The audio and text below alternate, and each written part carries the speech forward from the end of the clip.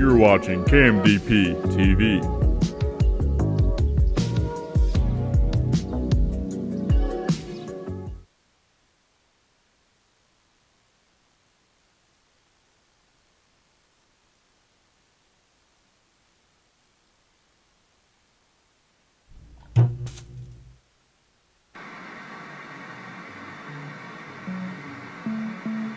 This is television static, a former window into the world. Through this noise, entire generations invited entertainment, news, culture, and education into their homes. An era of comfort and human connection, broadcasted live, line by line. But that world is gone now. The broadcast towers still stand, the airwaves still pulsating, yet that signal, and the spirit that came with it, has faded. What remains is a void that fills the gap between the peak of television as a medium and the remains of it in the present day, the ghost of broadcasting past, if you will. But what causes TV static? And why does it appear on so many older TV sets? What caused these signals that once dominated the airwaves to fade into obscurity? What if it didn't have to stay that way? What if there was a way to revive the ghost, so to speak? I believe there is. Television static, often called snow, is more than meets the eye. It's a byproduct of how older televisions create an image. Unlike the grid of pixels that make up a modern display, a cathode ray tube, or CRT display, builds its picture by scanning in one line at a time. At the back of the tube, a beam of electrons is fired towards the front of the screen, where it strikes a layer of chemicals called phosphors. These phosphors convert the electrons into visible light for our eyes. The beam is guided by a group of electromagnets called a deflection yoke, sweeping from left to right, top to bottom, dozens of times per second. By changing the intensity of that beam as it sweeps, the tube can draw patterns of light. When this happens fast enough, our brains blend it together into a single moving image. When a television isn't receiving a signal, it doesn't simply go black. The tuner keeps searching, picking up any electromagnetic signal it can. TV signals are just patterns of radio waves, meaning all radio waves can affect a TV tuner. Fragments of all radio signals, FM or AM transmissions, cell phone signals, Wi-Fi connections, microwave ovens, decayed signals from the past, and even cosmic background radiation left over from the birth of the universe itself are forever radiating through the air.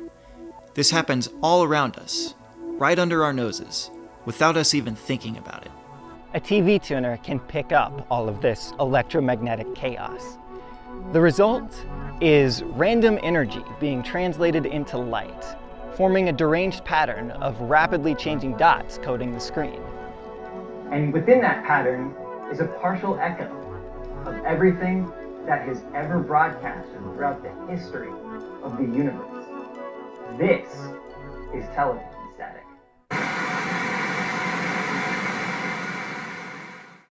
But where did these signals go? TV stations still exist. There are still broadcasts to be received. So why are these old TV sets left out of the loop? To answer these questions, we'll have to rewind back to 2009.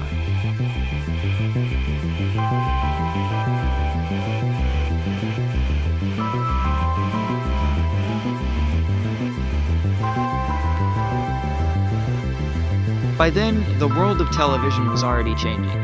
With sales of CRT TV sets at an all-time low, all manufacturers of picture tubes were ceasing production. In their place came flat-panel LCD and plasma screens.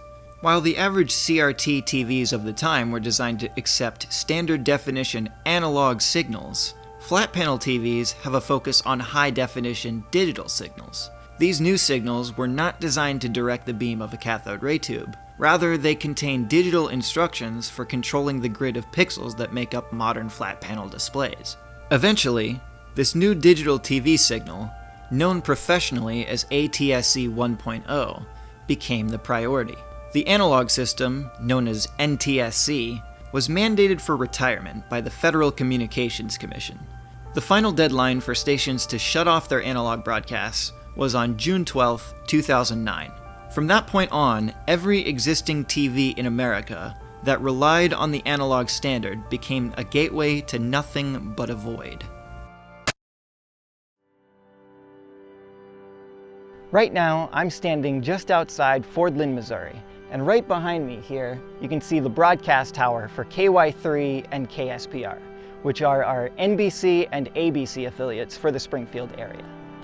The digital transition of 2009 wasn't just a technical upgrade, it was a cultural shift. For the first time in nearly 70 years, the television signals that had dominated the airwaves had changed. It is true that with digital TV, you get high-definition picture quality, better audio, and the ability to broadcast more channels on the air than ever before, but I also feel like something was lost.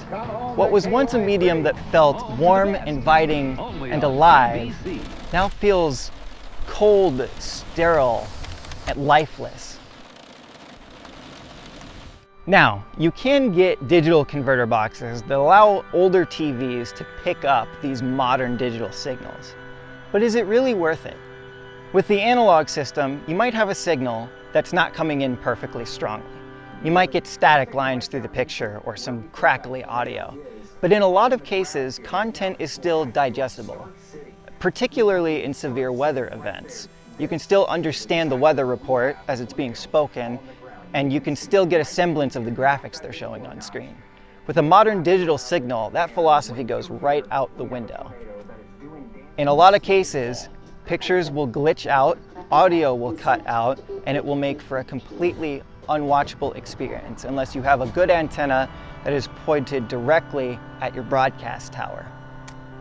It is true that the analog system is less efficient and less capable on paper, but in my opinion, what good are all of these technological gains if they're harder to receive in practice?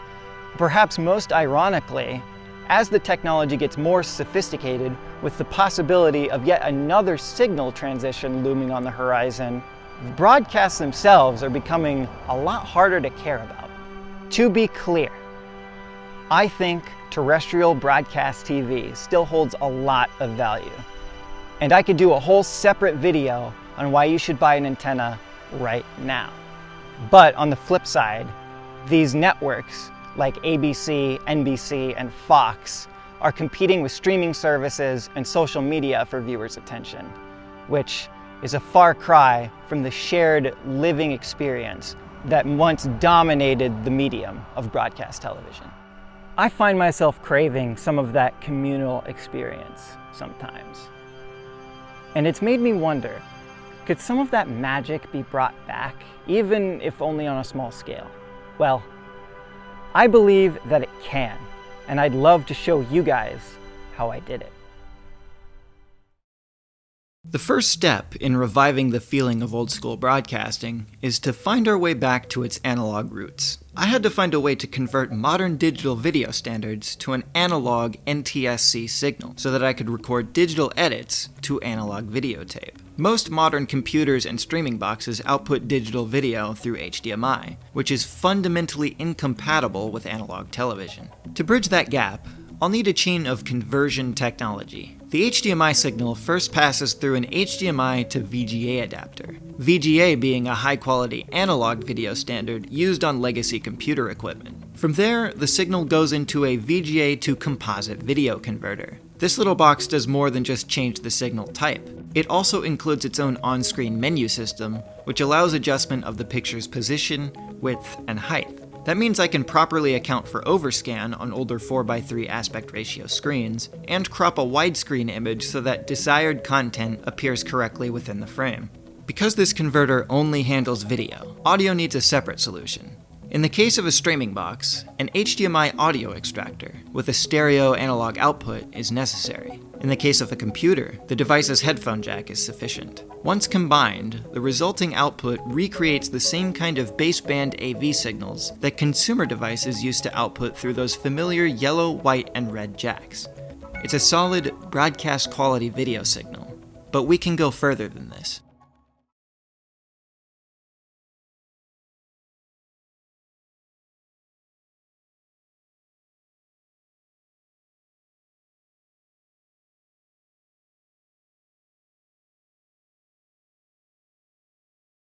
At the core of all television broadcasts is one simple idea: taking base audio and video signals and turning them into radio waves. The device that performs this task is called an RF modulator, short for radio frequency. They take the audio and composite video baseband signals and modulate them to the frequency corresponding to a certain TV channel.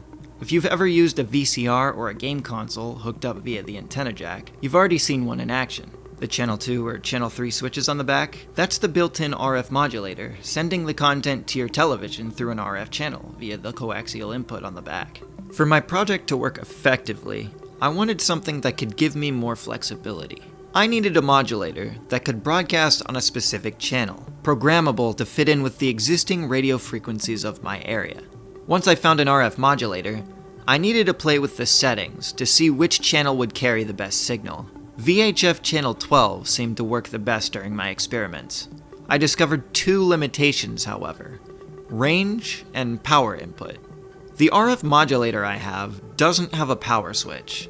It comes on as soon as wall power is applied. To solve this, I have it hooked into a broken hi-fi audio timer that basically acts as a fancy power switch. I even added some punch labels to give it more of a mad scientist sort of vibe. Now to address the range.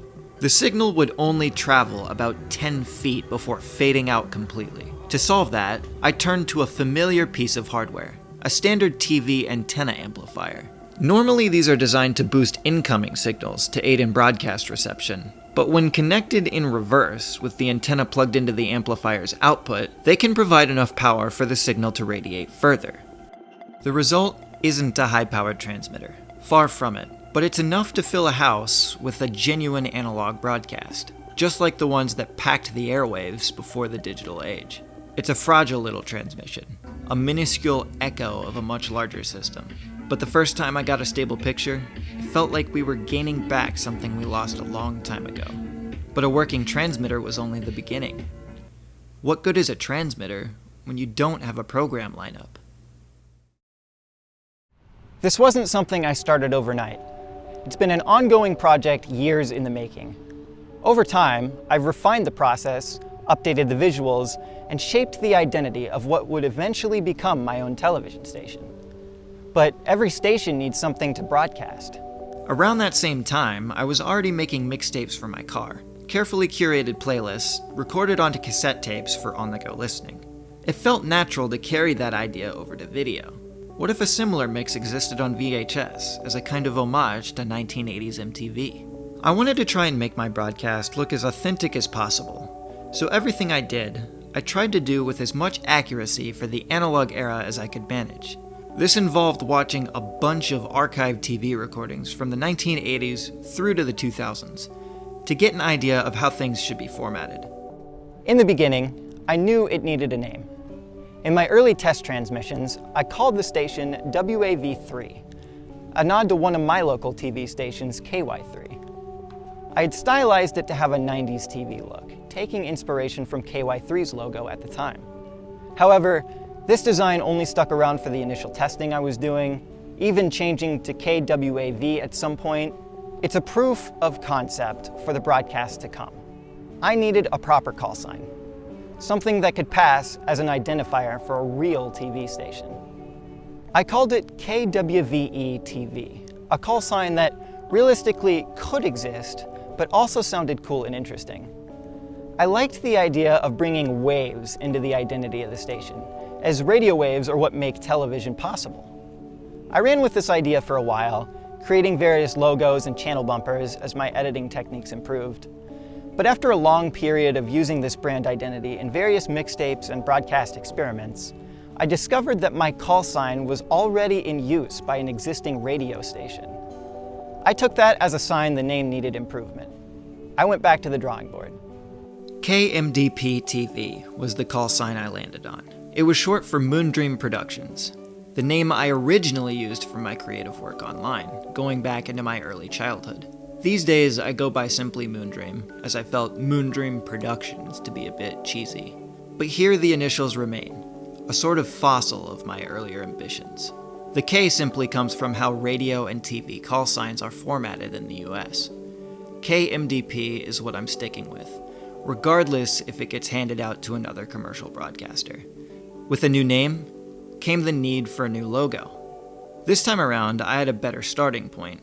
Since the call sign was derived from the name of my YouTube channel, I used my profile icon as a base. I experimented with different revisions, trying different retro-looking fonts, trying to bring it closer to what I imagined a small, independent TV station would be like. I landed on 2 revisions.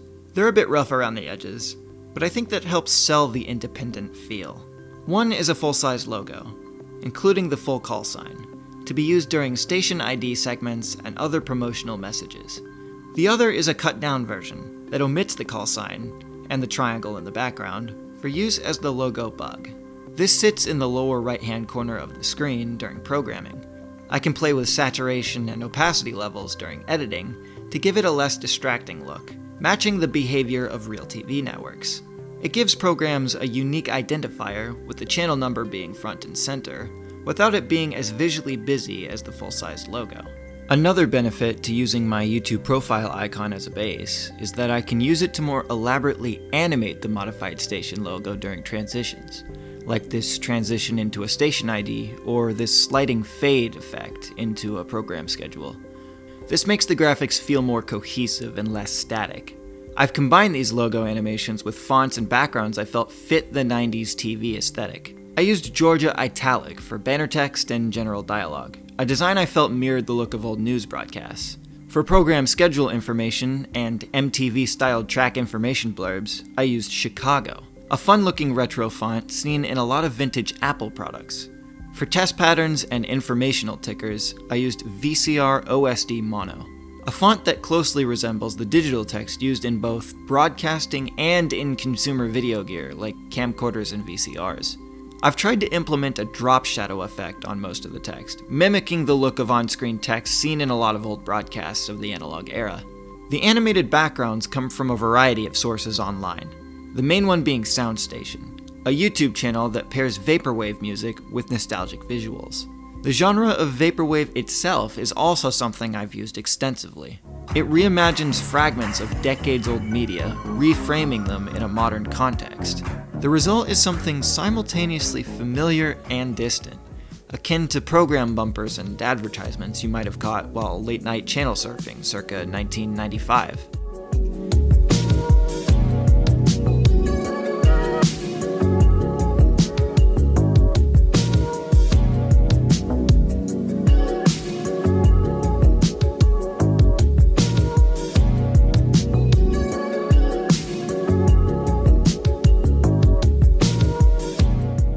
The quiet, slightly melancholic, but strangely comforting atmosphere captures exactly what I want a modern analog broadcast to feel like.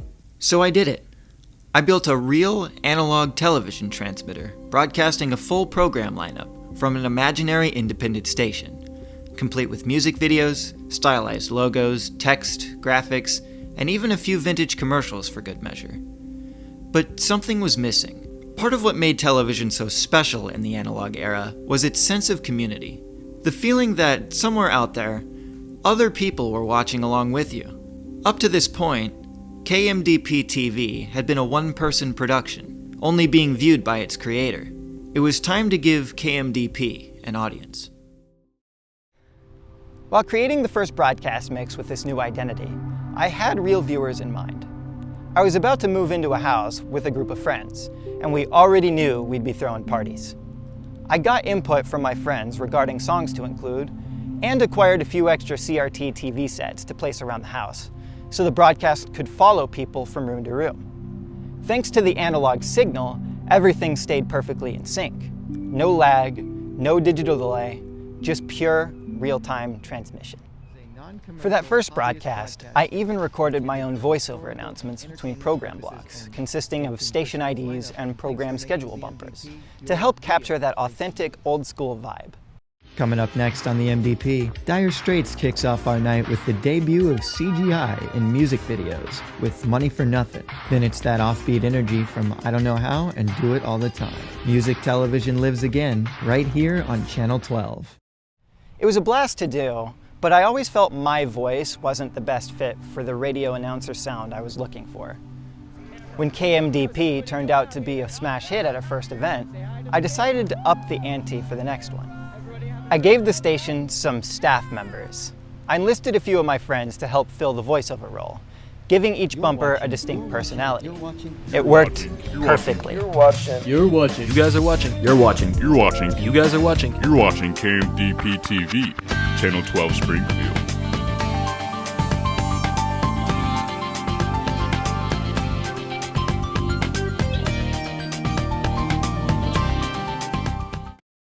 Suddenly, my little project grew to something bigger, something that had more scale and character. For the first time, I felt like I could be making the NDP your real place to be. After showing KMDP at 2 different parties and seeing people's reactions firsthand, I realized I had finally captured the feeling that old school television used to have. It was a way to entertain, to inform, and to build a sense of community with the other people watching with you. Ladies and gentlemen, welcome to the KMDP Cribs. Come on. What up, Kelyn? We got Parker. What's your last name? Krieger. We got Parker Krieger right here. What's up? I did not have this on my bingo card tonight, but here we are. Or is this going to be like the last footage of us before show 9? I don't know, man. Depends how tonight goes.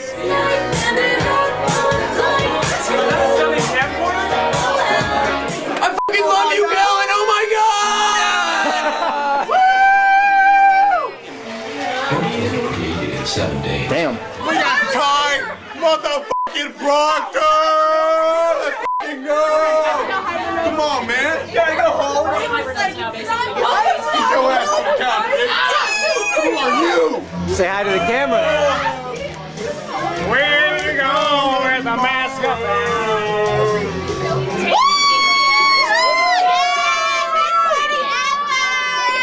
We got Keegan right here, swagging that shit up.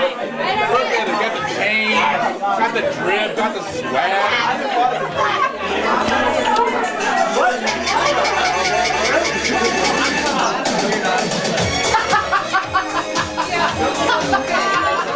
Like, I'm actually pissed right now. I'm actually pissed the off right now. Bro, get that fucking camera out of my face. What the f***? It's gonna be here. You're telling me to re-roll? Get him out. What the f*** is wrong with you? What you talking about? What's up, Ryan? How about you guys? How you doing? Well, We haven't died yet, but I heard a noise around the corner. I'm gonna go check alone. Don't follow. all right. Well, rest in peace, Trevor. It was nice knowing you. I had achieved my goal. In the end, what started as hardware experimentation became something much bigger. It was a way to reconnect, not just with the technology from the past, but with the people around me in the present. What my friends and I built together might have been small, but it feels real. It's ours, and it's something we'll remember for the rest of our lives. You're watching KMDP-TV, Channel 12 Springfield. KMDP-TV is an unlicensed, low-power analog station operated by hobbyists and media enthusiasts. We transmit from Springfield, Missouri on VHF Channel 12 with an unassigned frequency range between 204 and 210 megahertz and a visual carrier power of approximately 65 milliwatts. These broadcasts are made possible by the use of consumer-grade analog video equipment, digital video editing technology, and most importantly, our viewers like you. Thank you. One thing we believe is being lost as the state of broadcasting continues to decline is the aspect of community that forms around live programming. Our goal as a station is to rekindle that connection and bring you back to a time when TV had an infinitely larger amount of soul, presence, and atmosphere. We'll return again soon with more curated content and analog vibes. This now concludes our broadcast day.